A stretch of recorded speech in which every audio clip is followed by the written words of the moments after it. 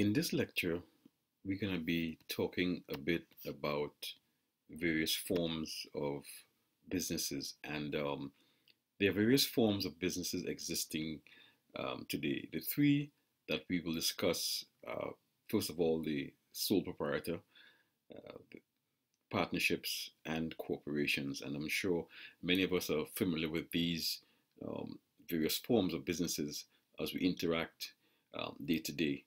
Um, we want to start off by talking about the sole proprietor. The sole proprietor is the most common form of business in North America, and it consists of, an example, a pizza shop or corner shop selling grocery items, or even a barber shop.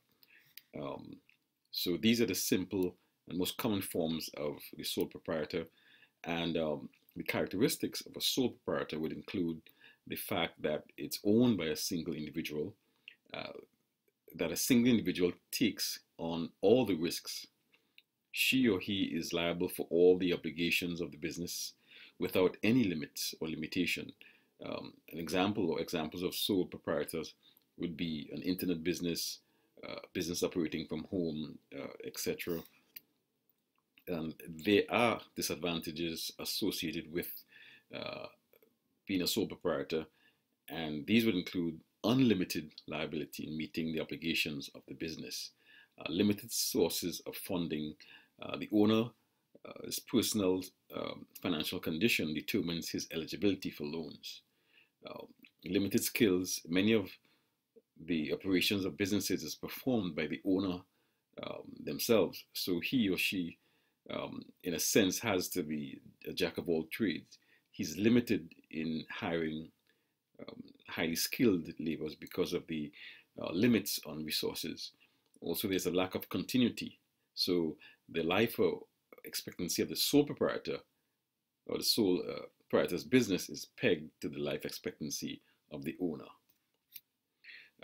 However, there are some advantages of the sole proprietor, and these include the fact that it would be very easy and cheap to form a sole proprietorship.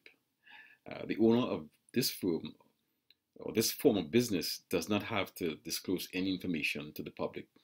He or she has the luxury of secrecy.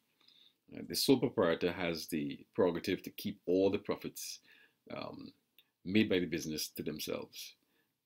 Also, the owner has unlimited control over all the aspects of the business, and sole proprietorships are not subject to strict regulation by federal and state governments. So it includes a lot of freedoms, privacy, and flexibility when it comes to sole proprietorship.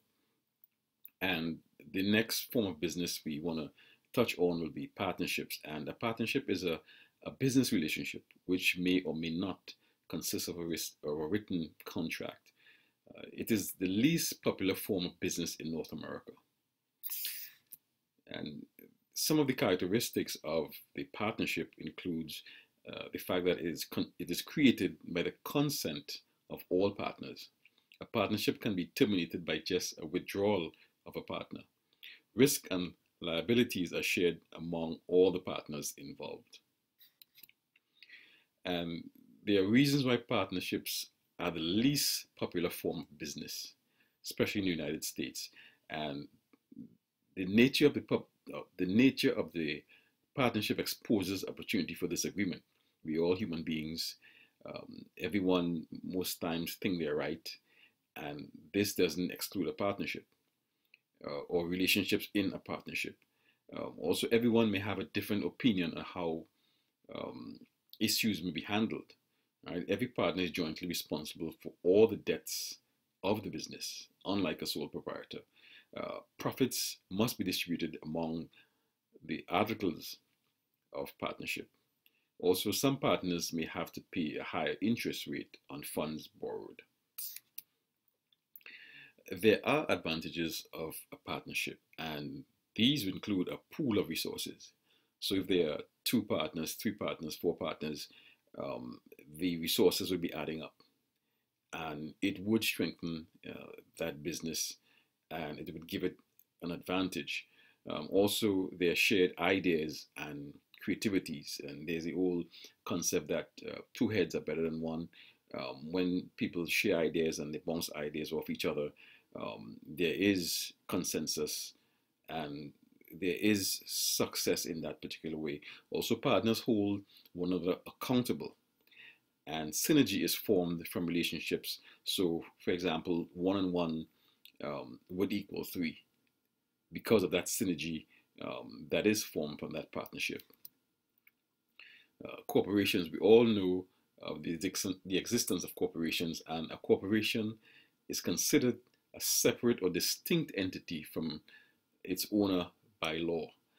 It is the most complicated or complex form of business. Some elements of a corporation include um, stockholders or stakeholders.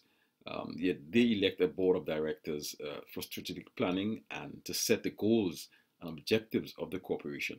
The board is also responsible for hiring the CEO, the president of the firm, and other key executives.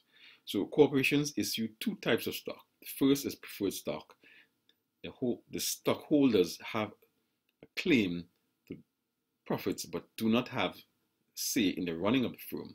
The second type of stock is common stock. These stockholders, they have or they would have the right to vote for members of the board, and they receive dividends based on the profitability of the firm. They do not have full say in the operations of the firm.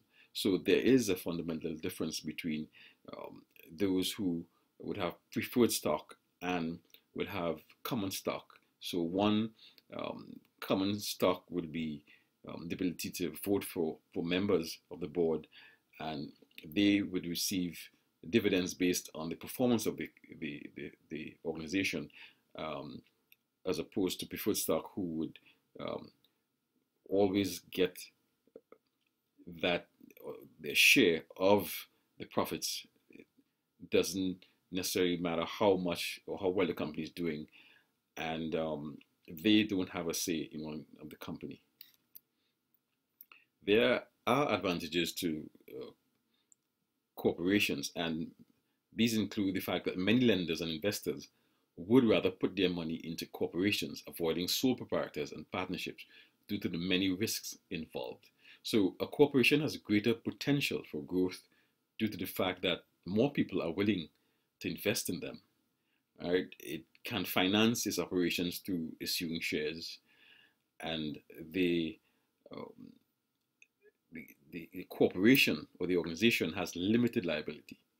So losses are limited to only the organization and not the shareholders in the organization. There are disadvantages to corporations, and there's a concept of double taxation, and it first pays, or the corporation first pays corporation tax, then owners are taxed on the dividends. So that's the concept of double taxation, and it's much more easy, or it's much more costly to form a corporation than any other entity. Corporations must disclose information or make information available to their owners via an annual report. So there is not much secrecy in corporations. Everything is laid bare, everything is laid open, and corporations are very costly when it comes to being formed, and it's much more complex as opposed to a sole proprietor or a partnership.